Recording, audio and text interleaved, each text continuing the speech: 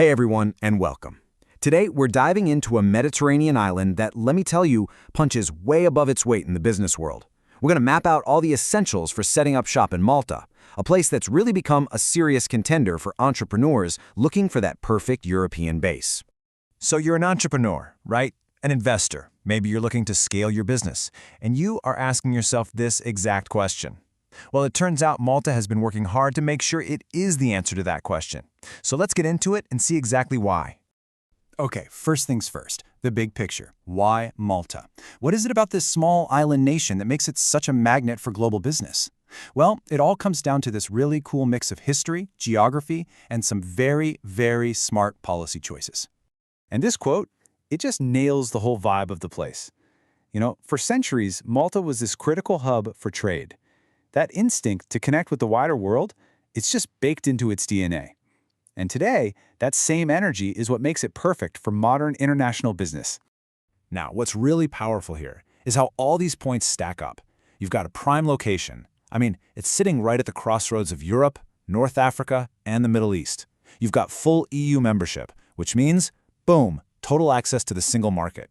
The euro makes all your transactions a breeze. And a huge one, English is an official business language, so that barrier is just gone.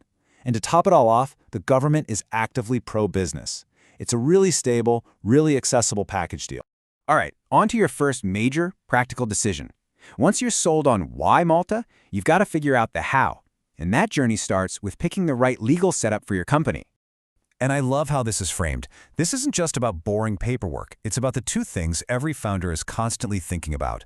Protecting yourself, that's all about liability. And enabling growth, that's about your ability to scale up and bring in investors. The choice you make right here affects both, big time. And this is a super important distinction. If you go the sole proprietor route, you and the business are legally the same person. So if the company gets into debt, your personal assets, your house, your car are on the line. But with a limited company, you create a legal shield. The company is its own thing. For any venture with serious ambition, the limited company is pretty much a no-brainer. It's the way to go.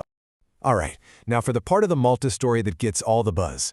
We're about to pull back the curtain on its famous tax system, which, let's be honest, can be a little confusing when you first look at it. So you hear all this great stuff about Malta, and then you see a 35% corporate tax rate, and you think, wait, what gives? This is the question on everybody's mind. And the answer is, fascinatingly, kinda yes and no. So let's be super clear. The headline rate is absolutely 35%. A Maltese company will figure out its profits and pay a 35% tax. That part is totally real.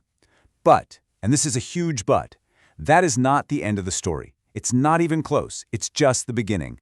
Here's the secret sauce, the full imputation and refund system. Basically, that 35% tax the company pays doesn't just vanish into a government account. It's credited to you, the shareholder. And once the company pays out its profits as dividends, you can literally apply to get a huge chunk of that tax paid back. And I mean back in your pocket as cash.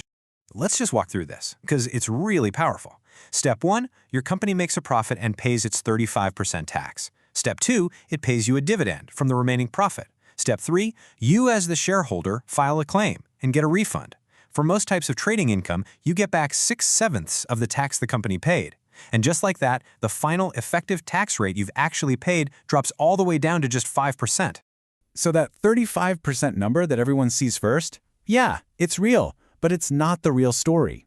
It's just the number you start with, not the number you end with. This is the number that really matters. A 5% effective tax rate on your distributed profits.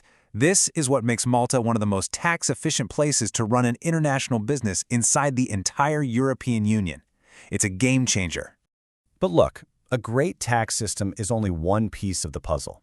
Malta also takes a really active role in helping businesses actually get started and grow by offering direct support and all kinds of incentives.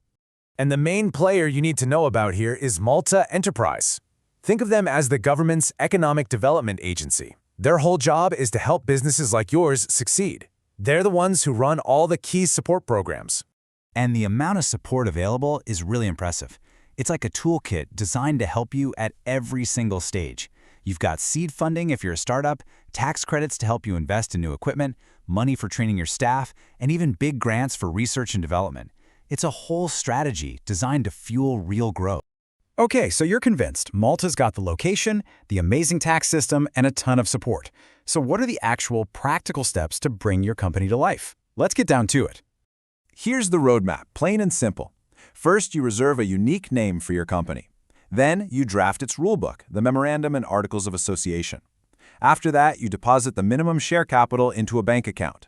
And finally, you file all that paperwork with the Malta Business Registry. Now, you got to get the details right, of course, but it's a very clear and well-traveled path. And really, that's what it all comes down to. Malta offers this incredibly robust, EU-approved, and super efficient framework for business. It's a toolbox, and it's packed with all these strategic advantages. Location, law, taxes, you name it. The tools are all there, ready for you. So the only real question left is, what will you build?